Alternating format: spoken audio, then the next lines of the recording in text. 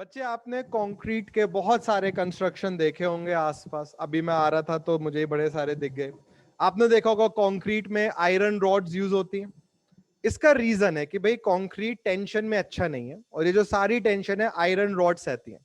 अगर concrete tension में अच्छा होता तो आपको कंस्ट्रक्शन में आयरन रॉड्स नहीं दिखती। स्टील है, जो छड़े हैं, ये सरिया जिसको आप बोल सकते हो, ये सब आपको नहीं दिखता। अब बहुत सारे स्टूडेंट्स, बहुत सारे, क्या मैं बोलता हूं 98% बच्चों को स्टेटमेंट के बारे में पता है, बट रीजन के बारे में नहीं पता है। रीजन डिस्कस करते कि ऐसा होता क्यों है। बहुत सिंपल सा रीजन है।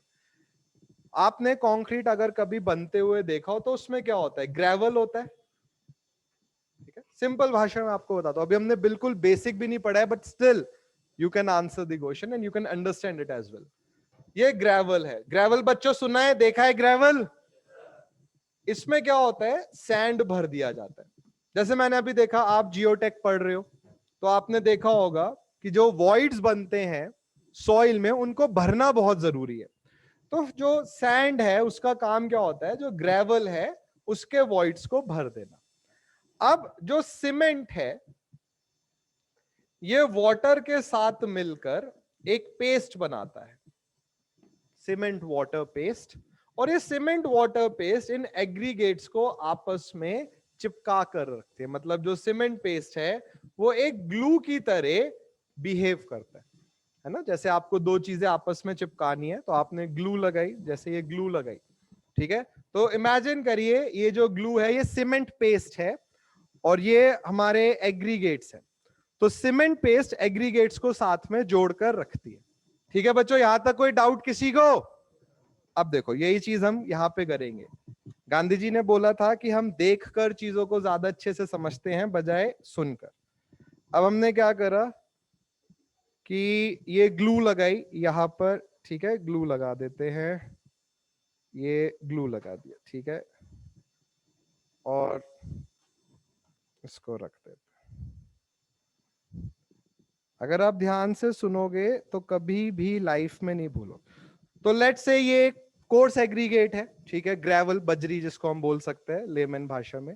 ये दो ग्रेवल के पीस हैं और इनको हमने आपस में चिपका दिया। ठीक है, यहां पर ग्लू लगाई हुई थी तो ये आपस में चिपका दिया। बिल्कुल सेम चीज यहां पर हो रही है। ये कोर्स एग्रीगेट है, फाइन एग्रीगेट है, और सीमेंट पेस्ट इसको चिपका रही है। ठीक है, अब मैंने यहां पर टॉप पर लगाई थी ग्लू और मैंने कंप्रेशन लगाया। ठीक है, आई एम अप्लाइंग कंप्रेशन। तो आप देख रहे हो क्या कुछ फर्क पड़ रहा है? क्या कुछ टूट रहा है? क्या कुछ फट रहा है? नहीं, आराम से चीजें डेटा, या डेटा क्या, लोड ट्रांसफर हो रहा है। Now this is what really happening in concrete. तो कंक्रीट में क्या होता है? जो सीमेंट पेस्ट है, जहां पर कंक्रीट या कोर्स एग्रीगेट आपस में चिपके हुए हैं, वहां पर कंप्रेशन इजीली ट्रांसफर हो रहा है। अब मैंने क्या करा? टेंशन लगाया। कंप्रेशन मतलब दबाना और टेंशन मतलब खींचना। तो अब मैंने टेंशन लगाया और ये क्या हो गया? अलग हो गया। बहुत कम टेंशन में ही अलग हो गया। जबकि अगर मैं कंप्रेशन लगाता तो कंप्रेशन, ये देखो कितना सारा कंप्रेशन, पूरा हाथ दबा दिया। कंप्रेशन तो ट्रांसफर हो रहा है, बट जैसे ही मैंने टेंशन लगाया, थोड़े से टेंशन में क्या हो गया? ये दोनों चीजें अलग हो गई। Now this is what is happening in concrete as well.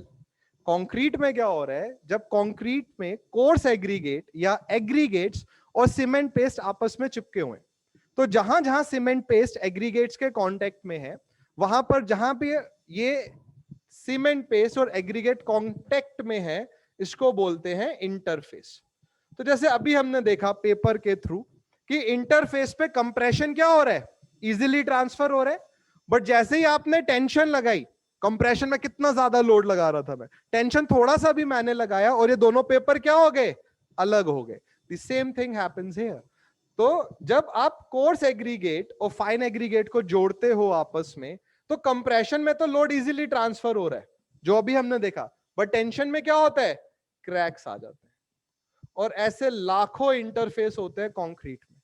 तो कंक्रीट टेंशन में क्यों नहीं सह पाता है ज्यादा लोड? क्योंकि टेंशन लगने की वजह से जो एग्रीगेट्स हैं वो ज्यादा ट्रांसफर नहीं कर पाते लोड को, एज कंपेयर जब हम क्या लगाते हैं? कंप्रेशन। बच्चों बात समझ आ रही है? इसे लिख सकते हो? देखो सबसे इंपॉर्टेंट क्या है एक सिंपल सी चीज मैं बता रहा हूं आपको, अगर आपको कॉन्फिडेंस गेन करना है, try to convince yourself with your answers. अगर आपने अपने आंसर से खुद को कन्विंस कर लिया, आप ब्रह्मांड में किसी को भी कन्विंस कर सकते हो। अगर आपने अपने आंसर से खुद को ही नहीं कन्विंस कर पा रहे हो, तो आप किसी को भी कन्विंस नहीं कर पाओगे। मैं आपको 2 मिनट का टाइम दे रहा हूं, आप सोच लो कि जो मैंने अभी आपको समझाया, कोई भी डाउट है कि सर दोबारा बता दीजिए, 10 बार ही पूछे, कोई दिक्कत नहीं।